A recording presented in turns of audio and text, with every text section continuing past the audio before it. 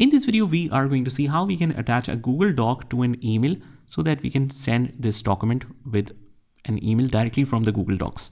So what you have to do is just click on the share button on the top right hand corner, click on that. And let's say that we want to share with multiple people. So what you can do is from the general access, just change it to anyone with this link. And you can choose any role for them, either viewer, commenter, or editor. But in this case, I don't want many people to edit into my document. So I'll just keep this to viewer. So after that, just copy the link and click done.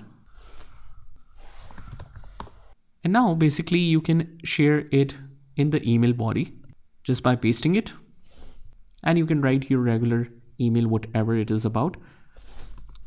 And you can write anything like click on the link below and share it with the recipient, write a subject, and you can send it.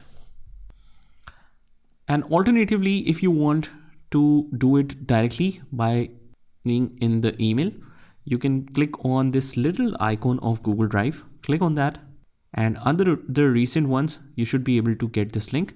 Click on this, click on add as link, and it will add it for you. So it's your choice if you want to add it this way or you want to add it with a complete link.